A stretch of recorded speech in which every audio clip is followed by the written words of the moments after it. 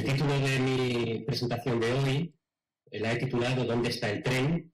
Una aproximación a los orígenes de la holografía. Y en ella lo que voy a pretender es dar algunas pinceladas sobre cómo se gestó la holografía, dejando para el próximo jueves algunas cuestiones ya más relacionadas con las aplicaciones, aunque yo citaré algunas. Bien, lo primero que voy a comentar muy brevemente es contestar algunas preguntas. En primer lugar, ¿qué es la holografía? ¿Qué es un holograma? ¿Y para qué sirve la holografía? Bien, ¿cuáles son los fundamentos físicos de la holografía? Yo creo que lo mejor es que sea el propio Dennis Gabor el que nos cuente un poco cuáles son esos fundamentos físicos. Holography is based on the wave theory of light. And the wave theory of light is the work of that extraordinary genius Thomas Young. Pues en efecto, la holografía está basada en la teoría ondulatoria de la luz y en particular el método holográfico tiene dos etapas. Una etapa de registro, que está basada en un proceso interferencial, y una etapa de reconstrucción donde el papel lo juega la difracción de la luz. Un poco para hacernos una idea de qué es un holograma, vamos a pensar qué es lo que sucede cuando nosotros miramos, por ejemplo, a ese tren y qué es lo que pasa. Bien, lo que sucede es que hay una luz que es difundida por el tren y hay un frente de ondas, es decir, una onda objeto, que le voy a llamar, que tiene una amplitud y una fase, y es esa onda objeto la que llega a nuestros ojos. Bien, pues en la holografía lo que se hace es hacer la interferencia de esa onda objeto con una onda de referencia conocida, lo cual da lugar a un diagrama interferencial, es decir, a un conjunto de franjas claras y oscuras, que si situamos un medio de registro, por ejemplo, en su día una emulsión fotográfica, se puede almacenar ese diagrama de franjas claras y oscuras en el medio de registro, y eso es lo que da lugar al holograma. El holograma contiene la información codificada de la onda objeto, es decir, información tanto de la amplitud como de la fase. De ahí la palabra holos, que proviene del griego la totalidad. ¿Cómo funciona la reconstrucción? Iluminamos el holograma con una onda similar a la onda de referencia utilizada en el registro y debido a la difracción de la luz nos produce una onda imagen que es similar a la onda objeto. Si esa onda imagen llega a nuestros ojos, nos parecerá que estamos viendo el objeto. Vemos la imagen virtual del objeto porque tenemos su onda, aunque realmente el objeto no esté ahí. Es decir, en el proceso de reconstrucción estamos decodificando la información que se almacenó dentro del holograma. Ahí tenemos un esquema del proceso de registro utilizando un láser.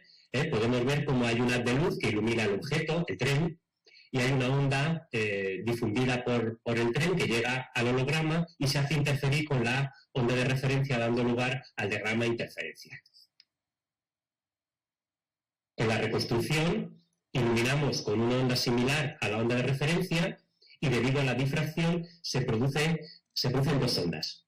Una onda divergente que nos da lugar a la imagen virtual del objeto, de modo que si miramos a través del holograma vemos detrás el tren y a la vez nos produce una imagen real al otro lado del holograma. Es decir, siempre nos aparece una imagen virtual y una imagen real. En el caso de la holografía, la ventaja que tenemos es que, digamos que vemos la imagen en tres dimensiones. Ahí tenemos la fotografía de tres hologramas tomadas desde tres puntos distintos, con lo cual podemos ver el efecto del paralaje y los distintos cambios de perspectiva.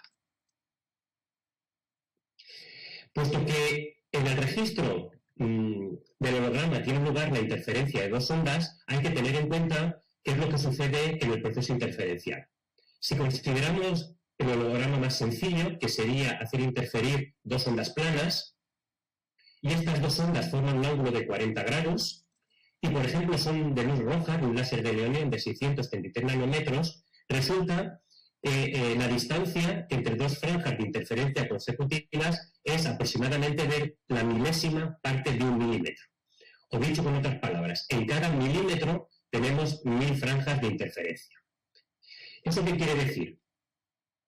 Que necesitamos Por una parte, un medio de registro que sea capaz o que tenga el poder de resolución suficiente para almacenar esa gran cantidad de franjas clara y oscura en un espacio tan pequeño, y por otra parte, necesitamos una gran estabilidad, es decir, no puede haber movimientos durante el proceso de registro. Por eso lo que se hace es utilizar pues, un tablero óptico antivibratorio para registrar el holograma, en el cual pues, las distintas piezas se fijan al tablero bien por imanes o bien por tornillos. Un tablero de este tipo puede pesar, como el que está en la fotografía, que tiene 1 por 20 por 240, 400 kilos. Bien, Stephen Benton, uno de los pioneros de la holografía, señaló en más de una ocasión que es la intersección de arte, ciencia y tecnología lo que hace la holografía tan interesante. Lo cierto es que junto con innumerables aplicaciones científicas y tecnológicas en ámbitos muy diversos, la holografía es uno de los pocos campos científicos que ha proporcionado un medio para el arte. Aunque la imagen, o mejor dicho, aunque la reconstrucción de una imagen en 3 dimensiones, como esta cámara fotográfica, dando una sensación perfecta de relieve, es quizás una de las realizaciones más espectaculares y más conocidas de la holografía, hay otras muchas aplicaciones en ámbitos muy diferentes. Yo a continuación voy a citar algunas de ellas y tampoco entrar en mucho detalle. La primera aplicación que quiero citar serían los elementos ópticos holográficos. Podemos hacer mediante hologramas, lentes o espejos y aplicarlo, por ejemplo, a interconectores de fibras ópticas, a concentradores solares o a visores holográficos que nos permiten ver el mundo exterior junto con información proyectada en el holograma. También podemos hacer, como elementos ópticos holográficos, escáneres holográficos, por ejemplo, para leer los códigos de barras en los supermercados o guías de onda holográficas. Una segunda aplicación, que además fue de las primeras, es la interferometría holográfica. Es una aplicación industrial que permite hacer ensayos no destructivos. Ahí podemos ver, por ejemplo, mediante interferometría holográfica, los modos de vibración de una guitarra o la distribución de temperaturas en una bombilla. Una tercera aplicación son las memorias holográficas, el almacenamiento holográfico de información. En este caso voy a dejar también que sea Dennis Gabor el que nos cuente un poco en qué consiste las memorias holográficas. Voy a poner abajo subtitulado en inglés qué es lo que va diciendo y también hay que tener en cuenta que los datos numéricos que da son de hace 50 años y por tanto están muy alejados de los que tendríamos hoy en día.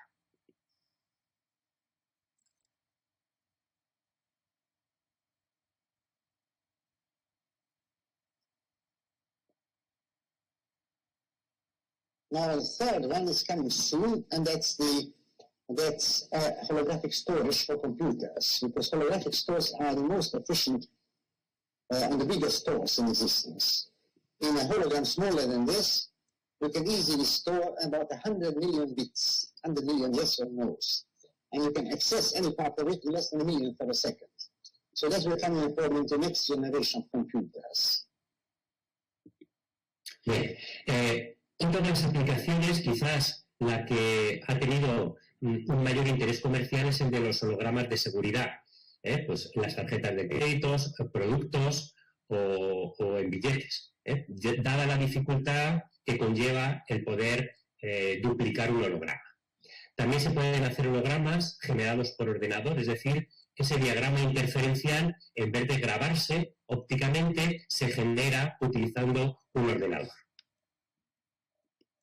También se pueden hacer retratos holográficos, lo cual requiere la utilización de un láser pulsante. Un retrato holográfico famoso es el que se le hizo a Dennis Gabor en 1971 por la McDonnell Douglas con motivo de la concesión del premio Nobel. Si quisiéramos hacer hologramas en color, necesitaríamos utilizar 3 láseres, en el rojo, el verde y el azul, y ahí abajo tenemos, he puesto varias fotografías de hologramas realizados por Bierhagen. A la izquierda tenemos 2 huevos de Fabergé, el de la izquierda es el objeto y el que se ve un poco detrás es el holograma y es difícil distinguir uno del otro, o bien los relojes de la derecha que son una fotografía de un holograma en color. También se ha utilizado la holografía para hacer hologramas de piezas de museo, por ejemplo, para hacer exposiciones sin necesidad de mover la pieza cuando es valiosa o se puede deteriorar. Por ejemplo, en la Universidad de Alicante, en el Centro de Holografía, José Antonio Quintana, en 1984, realizó los hologramas del Tesoro de Villena. Son 4 hologramas y a la derecha podemos ver la fotografía de dichos hologramas. Ha utilizado la holografía como un medio para el arte. Han sido muchos los artistas que han hecho hologramas y uno de ellos ha sido Salvador Dalí. Salvador Dalí realizó 7 hologramas. Ahí a la derecha están los nombres.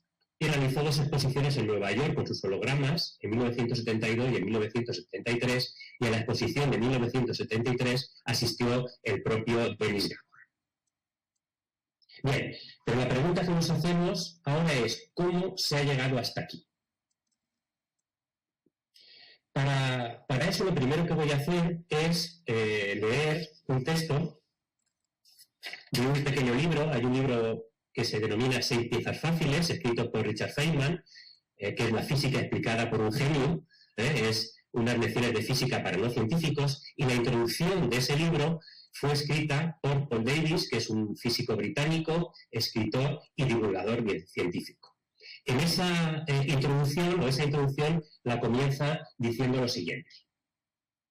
Existe una falsa creencia popular según la cual la ciencia es una empresa impersonal, desapasionada y completamente objetiva. Mientras que la mayor parte de las otras actividades humanas están condicionadas por modas, caprichos y caracteres, se supone que la ciencia se atiene a reglas de procedimiento establecidas y pruebas rigurosas. Lo que cuenta son los resultados y no las personas que los producen. Nada más lejos de la realidad. La ciencia, como cualquier empresa humana, es una actividad impulsada por personas y está igualmente sujeta a modas y caprichos, a pasiones y casualidades, a fracasos y a éxitos. Los inicios de la holografía son un claro ejemplo de todo esto. Aunque en el devenir de la holografía podemos encontrar numerosos héroes y seguro que incluso algún que otro villano, lo cierto es que fueron 3 sus principales protagonistas. Denis Gabor, un ingeniero húngaro afincado en Inglaterra, inventor de la holografía en 1947 y que recibió el Premio Nobel de Física en 1971 por su invención y desarrollo del método holográfico. Sin embargo, la idea original de Gabor no habría pasado de ser, como se dice en inglés, un white elephant, un elefante blanco, un objeto superfluo y sin ninguna aplicación, si no hubiera sido por la aparición de 2 nuevos actores en escena. Yuri Demjanjuk en la antigua Unión Soviética y sobre todo Emmett Leigh en los Estados Unidos. 3 fueron también los lugares y además muy distintos en los que la holografía dio sus primeros pasos. Un laboratorio industrial de una empresa de ingeniería eléctrica en Rugby, Inglaterra, un instituto científico del Estado que trabajaba para proyectos de la Armada Soviética en Leningrado, en la antigua Unión Soviética, y un laboratorio clasificado de la Universidad de Michigan, que también trabajaba para proyectos clasificados del Ejército de los Estados Unidos en Willow, Ann Arbor, en los Estados Unidos. Pero además, quiero añadir un cuarto protagonista necesario y que fue, digamos, el detonante para la explosión holográfica. Ese cuarto protagonista es el láser. Gracias al láser se pudieron hacer los primeros hologramas y conseguir que la holografía tuviera una aplicación práctica. El láser, la primera emisión láser la consiguió Theodor Meiman el 16 de mayo de 1960 y esa es la razón por la cual se eligió ese 16 de mayo como Día Internacional de la Luz. Pero ¿quién fue Denis Gabor, el inventor de la holografía? Denis Gabor nació en Budapest el 5 de junio de 1900 en el seno de una familia acomodada. Su padre era judío, proveniente de una zona de Rusia, y su madre parece ser que descendía de judíos sefardíes que llegaron a Hungría en el siglo XVIII. Su padre era director de una empresa de minas, de la empresa más importante de minas de Hungría, y siempre introdujo a sus hijos en la ciencia y en la tecnología. Los héroes de Gabor de pequeño eran Julio Verne y sobre todo el más famoso de todos los inventores, Thomas Alva Edison. Realizó estudios primarios en la Escuela Primaria Scenere de Budapest y desde pequeño siempre tuvo un gran interés por la tecnología. Pensemos que los vuelos de los hermanos Wright son aproximadamente de la época en la cual estudiaba estudios primarias, y él tiene un cuaderno donde tiene dibujos de aviones con detalles muy importantes sobre los motores, etc.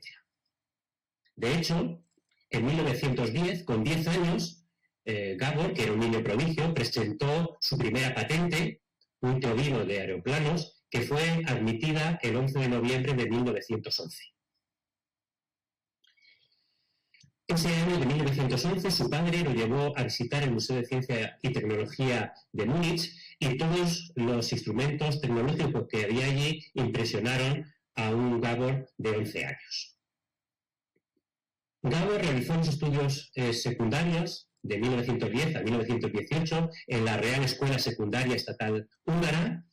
Hoy se conoce como Escuela Secundaria János Santus. Hay una placa recordando que Gabor fue alumno de esa escuela de 1910 a 1918, y esa escuela, una de las cosas que tenía es que hoy en día es una escuela bilingüe, pero ya no era entonces. De hecho, Gabor hablaba en su casa con sus padres indistintamente en húngaro y en alemán, y en la escuela aprendió francés, inglés, además de física y matemáticas. Gabor recuerda que fue con 15 años cuando empezó su amor por la física, incluso antes de llegar a la universidad. Él mismo dice que aprendió cálculo y trabajó con un libro de física, el Tratado de Física de Schwarzschild, que era el libro de física más importante, el texto de física más importante de aquella época. Y se lo estudió durante 2 años, hasta tal punto que tenía problemas en clase porque casi sabía más física y matemáticas que los propios profesores. Gabor pertenece a una generación de húngaros brillantes, a una inmigración de húngaros brillantes que nacieron entre finales del siglo XIX y principios del siglo XX, conocidos como los marcianos. Aquí solamente he puesto algunos de ellos, pero hay más.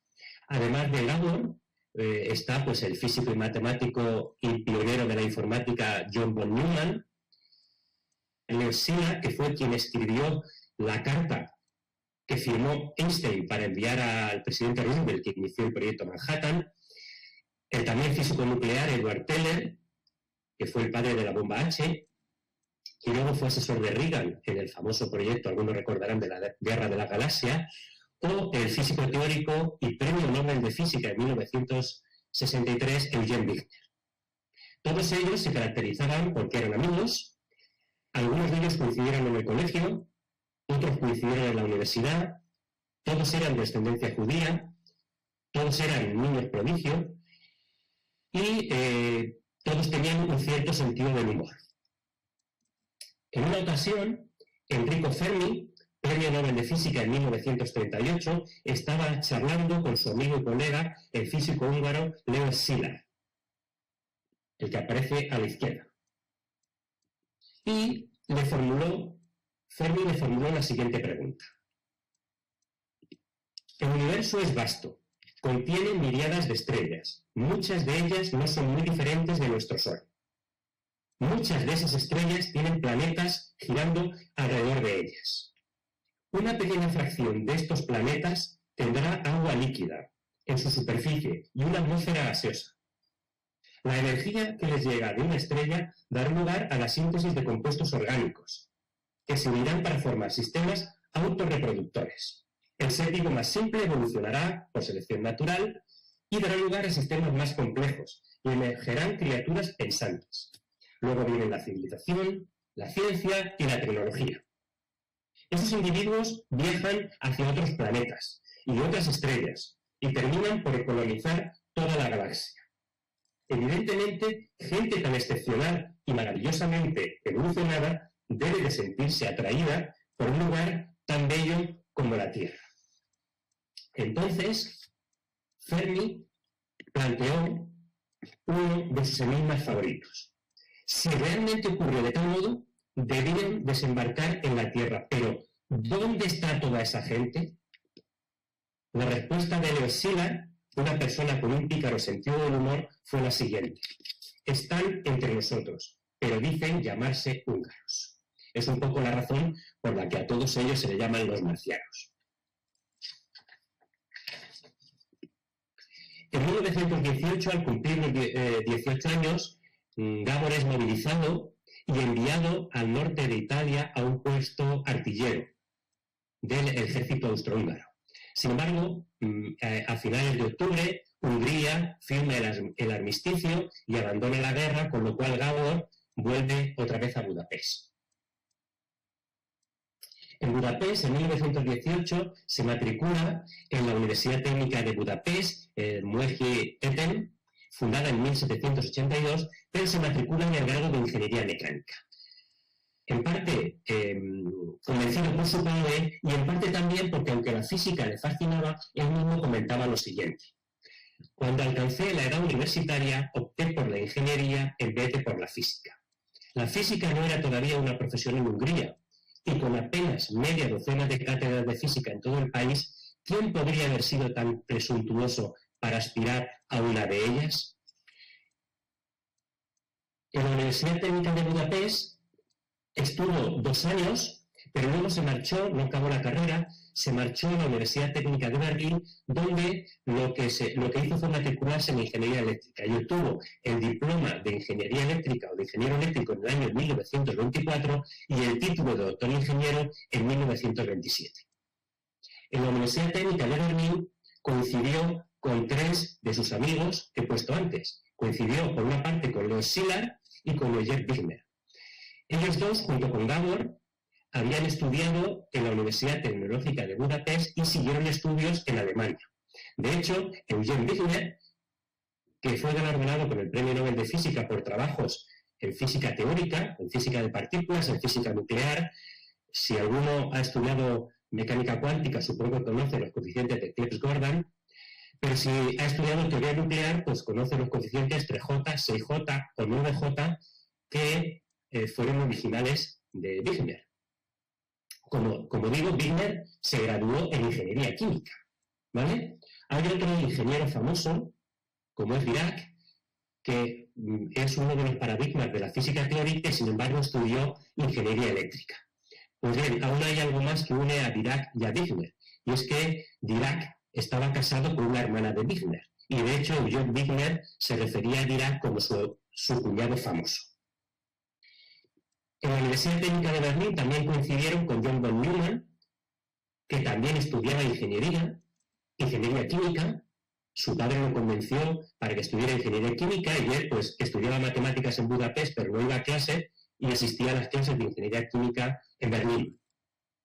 Como digo, estuvo 2 años y los 2 años siguientes los terminó en el Instituto Tecnológico de Zúrich. Los 4 eran amigos, eran del grupo de húngaros en Berlín y pues compartían muchas cosas. Una de las cosas que compartían cuando se sentían aburridos por las clases de ingeniería en la Universidad Técnica de Berlín eran los coloquios semanales de física de la otra universidad de Berlín, la Universidad de Berlín, y de la Academia Prusiana de Ciencias. En aquella época eran profesores en Berlín Einstein, Planck, Nernst y von Laue, y todas las semanas habían coloquios de física con discusiones al final, y los 4 amigos asistieron prácticamente a todos ellos durante el tiempo que estuvieron en Berlín, y fue allí casi donde aprendieron la física.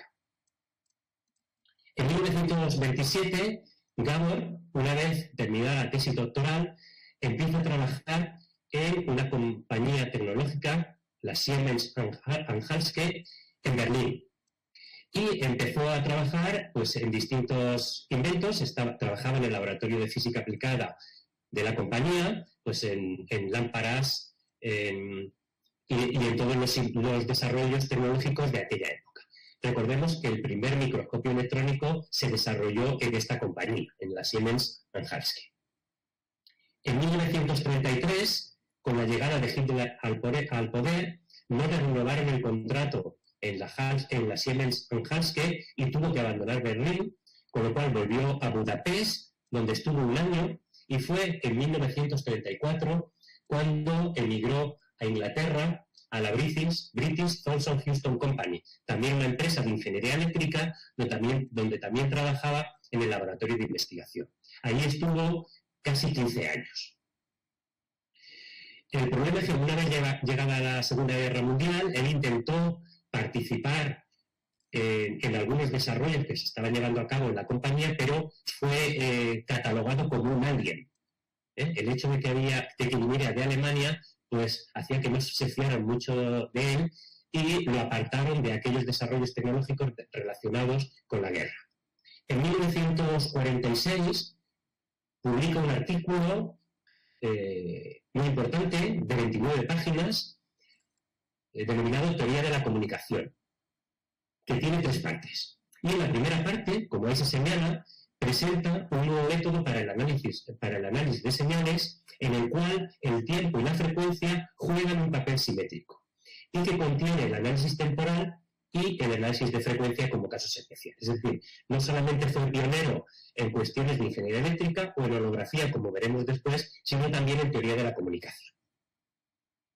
El 1 de enero de 1949 deja la empresa de ingeniería industrial y es contratado como profesor en el Imperial College de Londres, donde estuvo hasta su jubilación en 1967.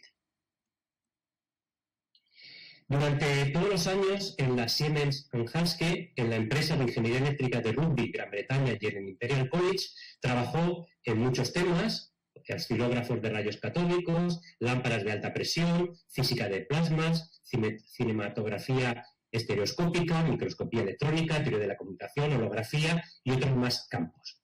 Publicó más de 100 artículos y presentó 62 patentes entre 1928 y 1971. En 1956 es elegido Fellow de la Royal Society y además Gabor también fue un humanista en el más puro sentido del Renacimiento, preocupado por la sociedad tecnológica de finales del siglo XX y miembro del Club de Roma. Desde 1958 dedicó gran parte de su tiempo al estudio del futuro de nuestra civilización industrial, publicando varios libros, entre los que cabe destacar el libro Inventando el futuro, en el que señalaba: tú no puedes predecir el futuro, pero puedes inventarlo. Pero volvamos al año 1947, en los que la holografía empieza a dar sus primeros pasos en el laboratorio de investigación de la British Thomson Houston en Rugby, Inglaterra. En esa época, Gabor estaba estudiando el microscopio electrónico, las imágenes, la calidad de las imágenes producidas del microscopio electrónico, que prácticamente habían llegado al máximo. Y él se preguntó cómo podía mejorar esas imágenes. La respuesta se le ocurrió mientras jugaba un partido de tenis y la idea que se le ocurrió es: ¿por qué no tomar una mala imagen electrónica, pero que contenga la información total de la misma, reconstruirla y corregirla mediante métodos ópticos? En ese partido de tenis, que jugaba el domingo de Pascua de 1947, se le ocurrió que una posibilidad era considerar un proceso en 2 etapas, que denominó registro y reconstrucción. En la etapa de registro, una onda incidente iluminaría una transparencia objeto, dando lugar a una onda de referencia, que sería la onda transmitida, y a una onda difractada, que sería la onda objeto. De modo que en la placa holográfica haría interferir la onda de referencia con la onda objeto. A esa placa fotográfica, una vez impresionada y procesada, le llamó holograma, porque contiene la información total, la amplitud y fase de la onda objeto. En el proceso de reconstrucción, iluminaría ese holograma con una onda similar a la onda de referencia y, debido a la difracción, se produciría una onda imagen reproduciendo una imagen virtual del objeto. Llamó a su procedimiento, a este método le llamó microscopía por reconstrucción de frentes de onda, y lo publicó en un artículo muy breve, poco más de una página, el 15 de mayo de 1948 en la revista Nature, A New Microscopic Principle. El objeto que utilizó era una pequeña diapositiva de 1,4 milímetros de diámetro, y en la cual había escrito el nombre de 3 personas o de 3 investigadores, de 3 científicos que consideraba fundamentales en el desarrollo de su método: Huygens, Young y Fresnel. Pensemos que entonces no existía el láser y utilizó como fuente de luz las mejores fuentes de luz coherentes que entonces existían, que era pues una lámpara de mercurio con un filtro. Ese mismo año escribió un artículo mucho más extenso que se publicó en 1949. Pero antes de ello, el 15 de julio de 1948, escribió una carta a Max Born, que fue el nuevo Premio Nobel de Física en 1953 o 54, en la que le comenta o en la que le envía 2 artículos. Uno de ellos sobre teoría de comunicación y el segundo le dice lo siguiente: pero el corto, es decir, el de la revista Nature, el relacionado con la holografía, le dice Gabor, pero el corto es algo nuevo y no tengo ninguna duda de que hasta el momento se trata del hallazgo más afortunado. Como digo, ese mismo año redactó un artículo que fue publicado en 1949. Fue presentado por Lawrence Bragg, que fue Premio Nobel de Física y por aquel entonces era director del laboratorio Cavendish de la Universidad de Cambridge. Un artículo que su título es Microscopía por reconstrucción de frente de onda, ya de 37 páginas, donde están ya todas las matemáticas de la holografía, lo que explicamos a nuestros alumnos están en ese artículo, y donde el propio Gabor señala lo siguiente: el nombre holograma no es injustificado, ya que la fotografía contiene la información total necesaria para la reconstrucción del objeto, que puede ser bidimensional o tridimensional. Ya entonces considera que el objeto puede ser tridimensional. Lo que sucede es que con una lámpara de mercurio era imposible hacer el holograma de un objeto tridimensional. Ahí podemos ver la imagen o la fotografía del holograma, el original, y la imagen reconstruida del holograma que utilizó en este artículo publicado en los Proceedings de la Royal Society, en la cual introdujo el nombre de físicos como Newton, Huygens, Young, Fresnel, Faraday, Maxwell, Kirchhoff, Planck, Einstein y Bohr.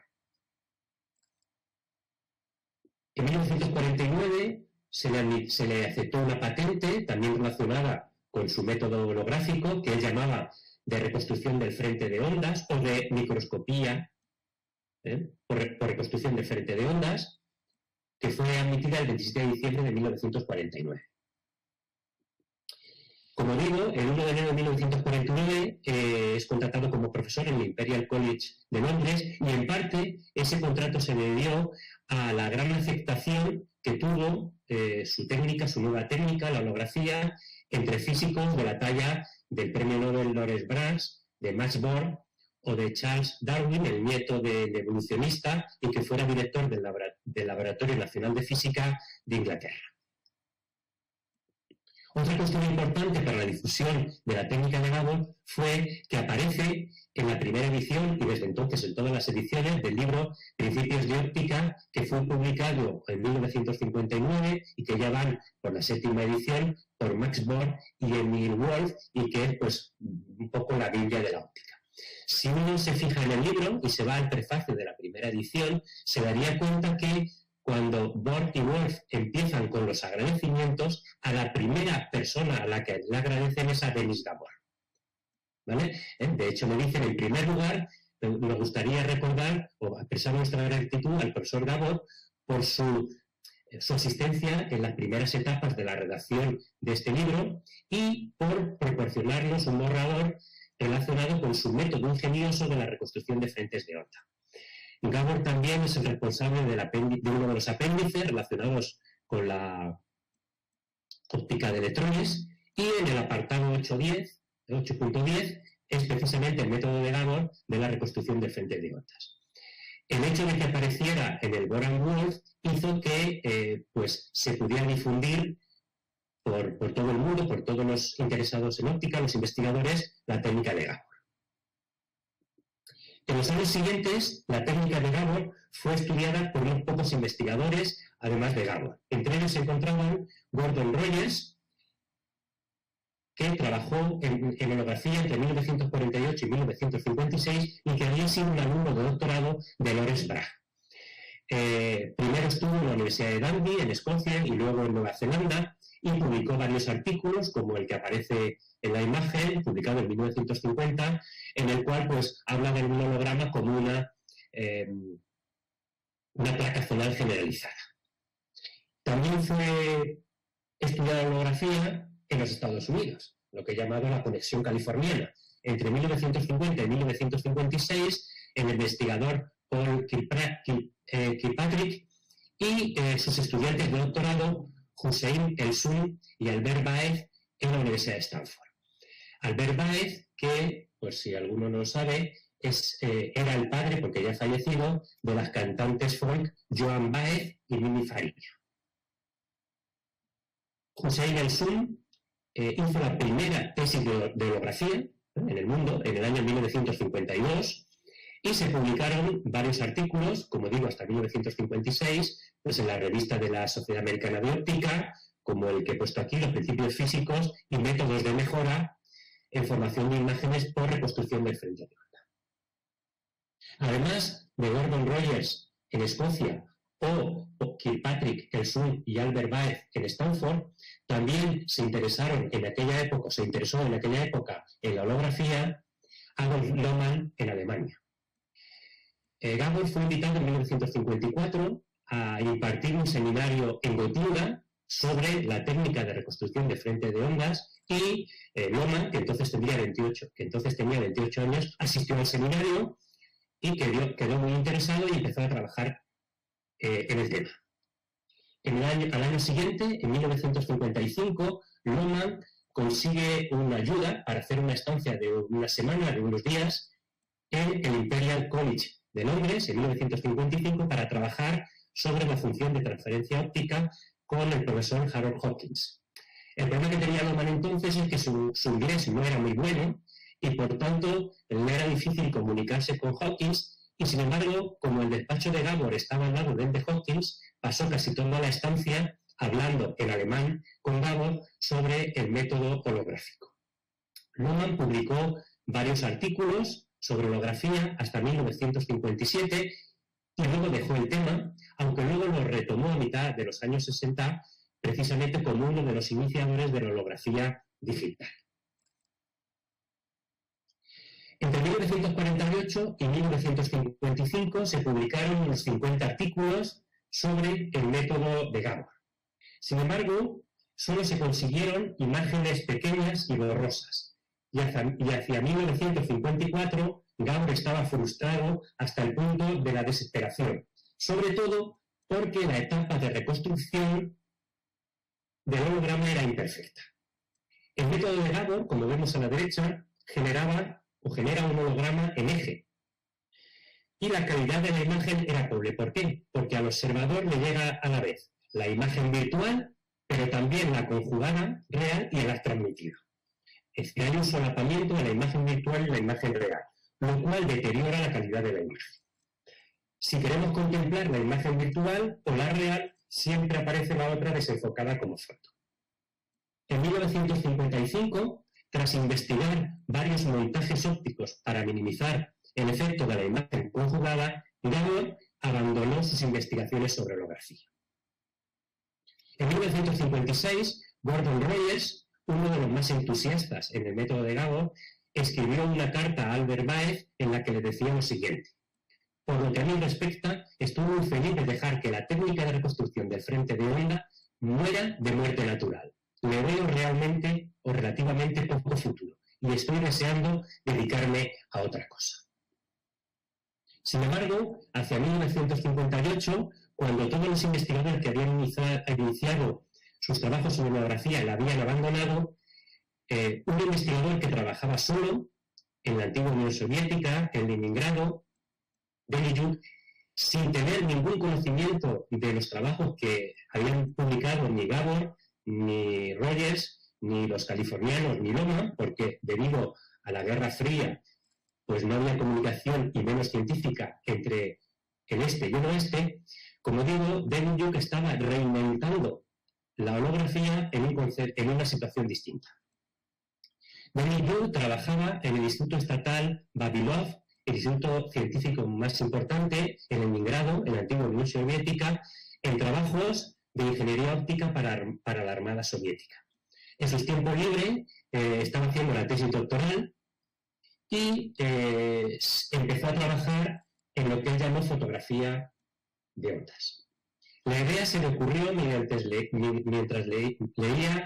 un libro de ciencia ficción, Las naves estelares, del escritor Iván Efremov, en la cual pues, unos arqueólogos encontraban restos de una civilización extraterrestre en la cual aparecían unos cuadros con imágenes que se veían en 3 dimensiones. Y Demijohn pensó cómo hacer esas imágenes en 3 dimensiones. En 1962 publicó un artículo en el cual introdujo el holograma por reflexión, en el cual, pues, una onda proveniente de una lámpara de mercurio atraviesa una placa fotográfica, llega a un objeto e interfiere con la luz reflejada por el objeto, dando lugar a un patrón de ondas estacionarias. En la reconstrucción, pues se ilumina con luz blanca, esa es la ventaja de este método, que no es necesario luz coherente para la reconstrucción, y mirando a través del holograma se ve la imagen virtual del objeto. Realmente los primeros hologramas que hizo Demijohn eran de espejos, porque la coherencia de la lámpara de mercurio no daba para mucho más. Llamó a su método fotografía de ondas. El holograma por reflexión de Demijohn, que en un principio fue considerado como algo que no tenía ninguna utilidad, fue fundamental para el posterior desarrollo de la holografía, ya que permitía la reconstrucción del holograma utilizando luz blanca. Es decir, ahí vemos a la izquierda el proceso de registro, en el cual pues, se utiliza un láser, sin embargo, para la reconstrucción se puede utilizar luz blanca.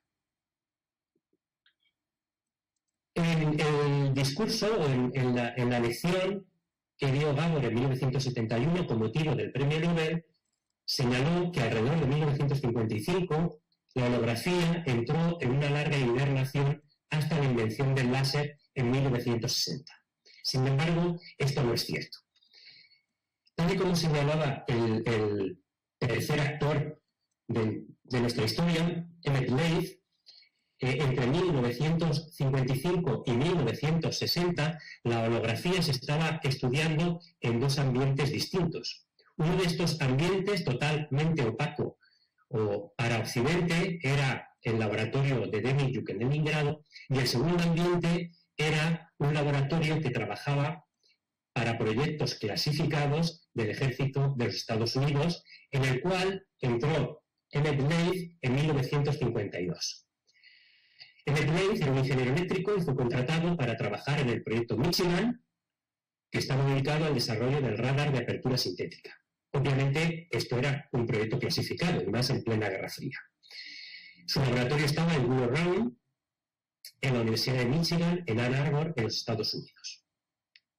Entre 1955 y 1956, Leith desarrolló todas las matemáticas del radar de apertura sintética utilizando la óptica física, y digamos que acababa de reinventar la holografía en el campo de las microondas.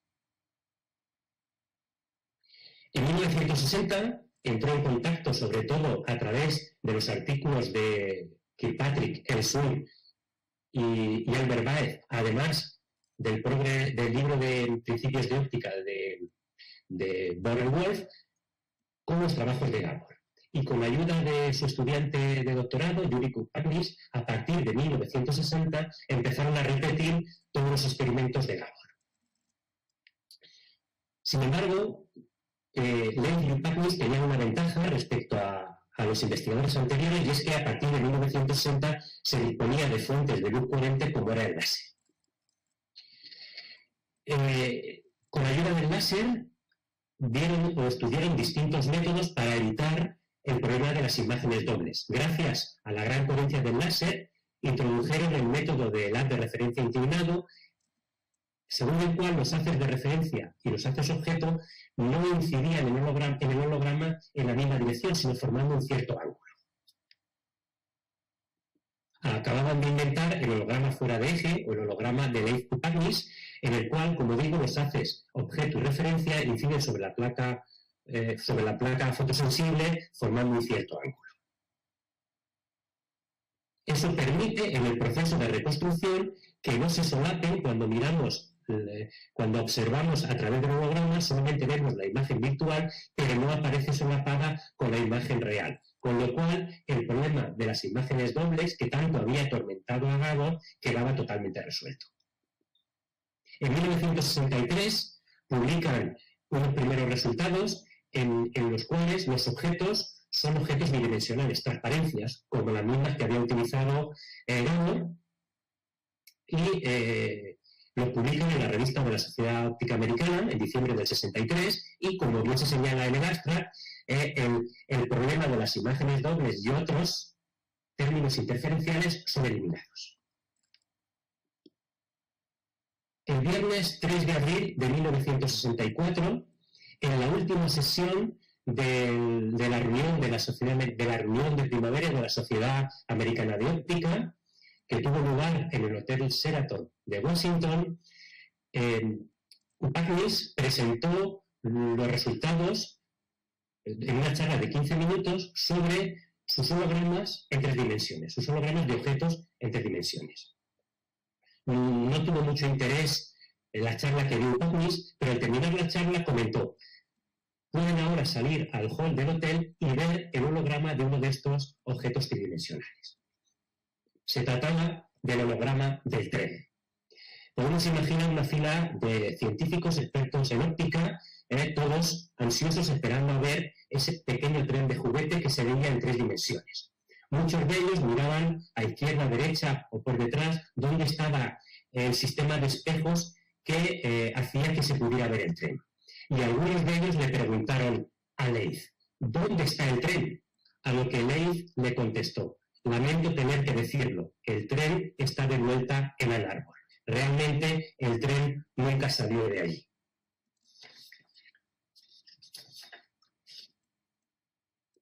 En esta imagen podemos ver a Leith y Upaknis con el pequeño tren de juguete de ese primer holograma tridimensional que se presentó en público.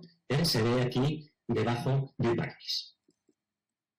Ese mismo año, en 1964, en noviembre, publicaron los resultados de reconstrucción del frente de onda con objetos tridimensionales difusores, donde presentaron la técnica, aparece la fotografía del holograma del tren y en la cual comentan que se presentan hologramas de objetos tridimensionales, que esos hologramas producen imágenes que tienen todas las propiedades de un objeto tridimensional, como el paralaje, las distancias, etc.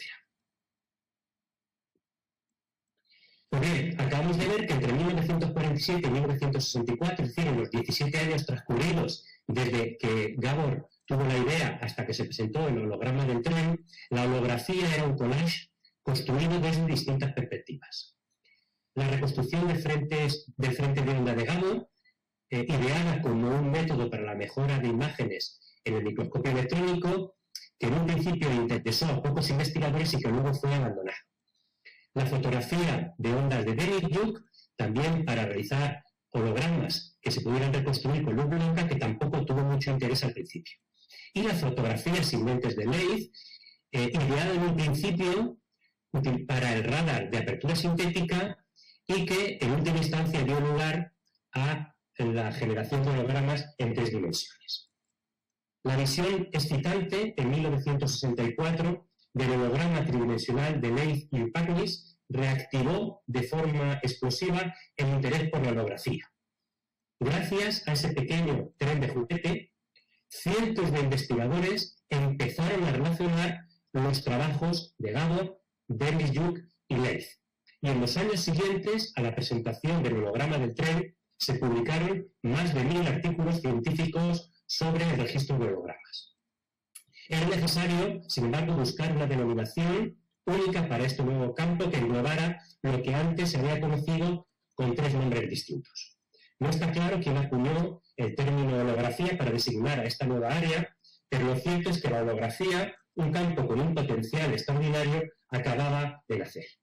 La primera exposición de holografía artística tuvo lugar en Michigan en el año 1968 y la segunda en Nueva York en 1970. Y a partir de 1972 comenzó una escuela de holografía en la que científicos, ingenieros y artistas podían aprender la nueva técnica.